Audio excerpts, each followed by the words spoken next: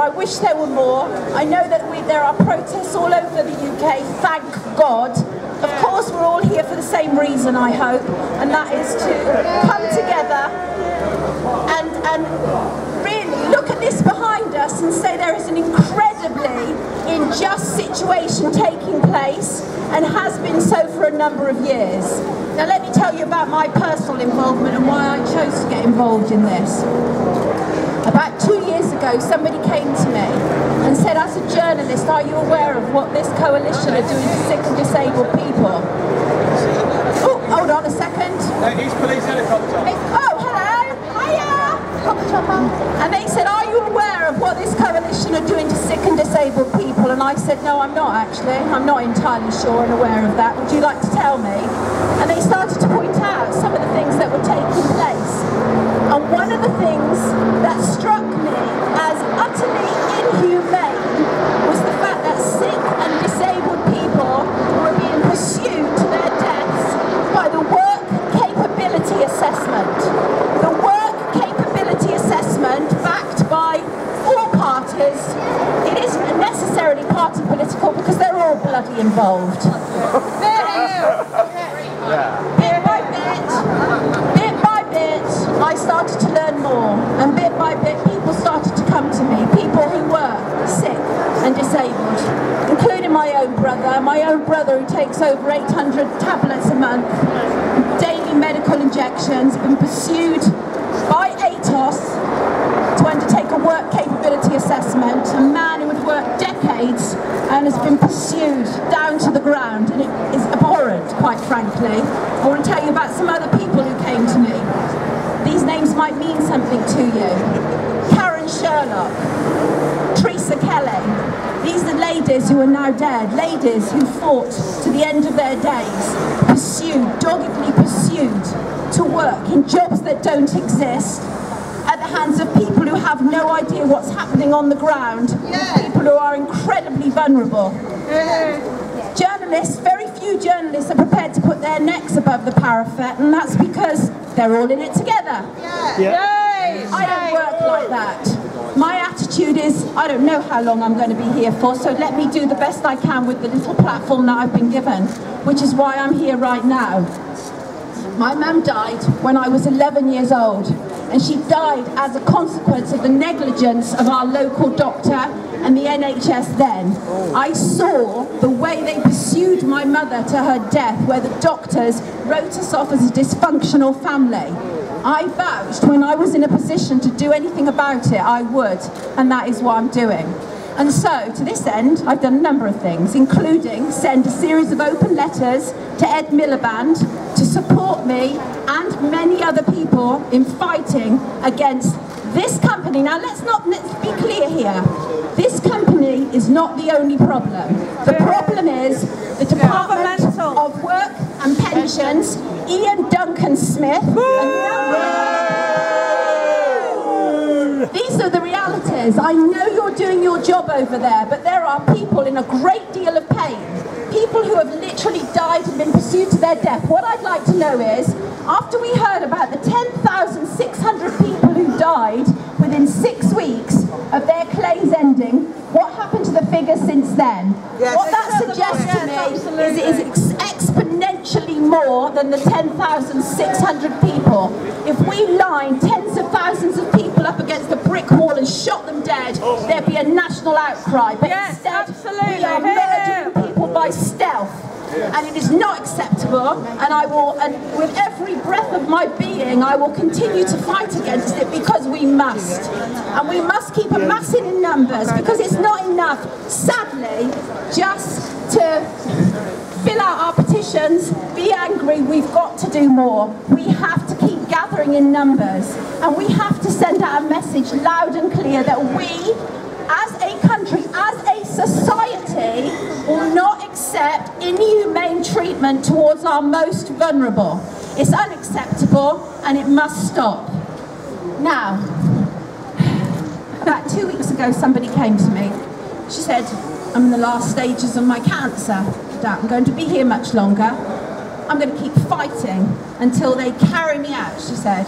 And that, generally, is my experience of activists involved with campaigning against the appalling treatment of sick and disabled people. I've met some incredible people through this. I mean, really feisty people who are prepared to stand up and be counted, which is what we must all do. You know, all you people walking past, going about your business, going off to have your lunches, please, if you take one thing away with you, let it be this.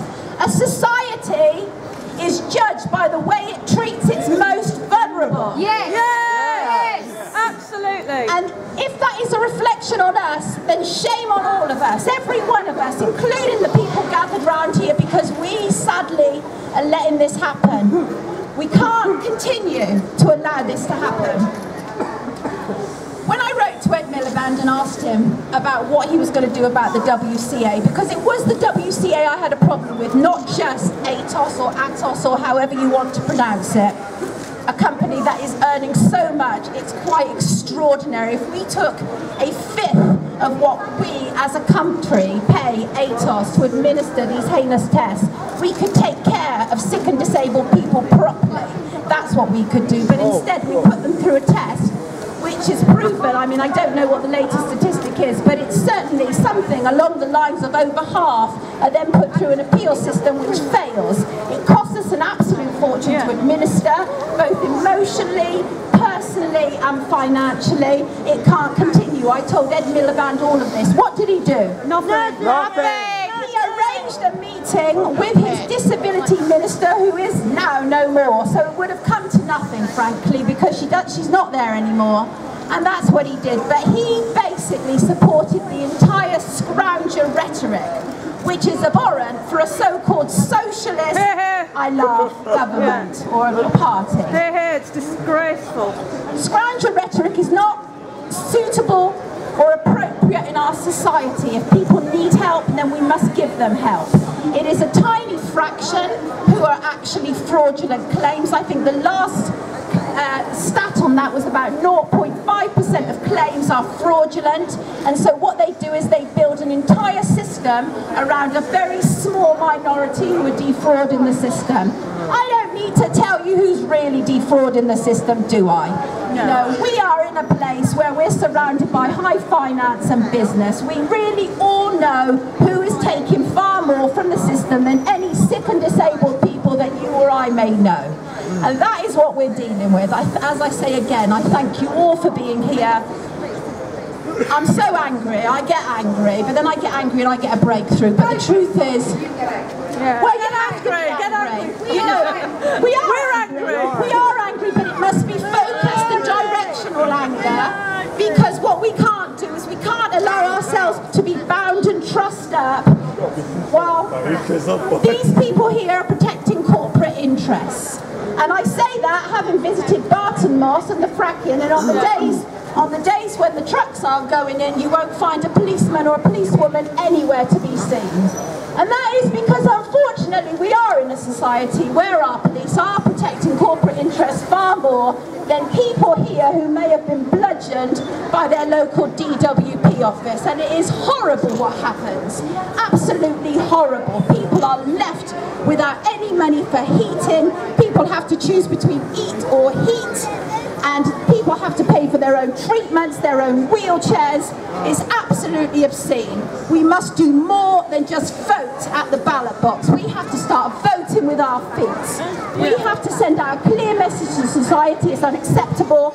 We don't support it and we won't allow it. And we will start to look at what the super companies are doing in our name with our taxpayer money. And that includes ATOS. I know you're all turning away and the police force. What I'm saying, and I feel for you. I know you are doing your job, but I would ask you, please, if you take away anything at all today, and that is, what is this company that you've been sent to guard, what are they doing to incredibly vulnerable people? That is the take-home message I would like you to take with you. And on that note, I'd just like to say thank you for giving me this opportunity to grab the mic. I don't actually like grabbing mics like this. Somebody has to, Sonia. But somebody has to. So, you know, bless you all, frankly, because we need it, you know. Take care of each other, because you can be sure as hell that neither this coalition or anybody who we're putting in their place are going to take care of us. So it's left to us to take care of each other. And on that note, take care, all of you.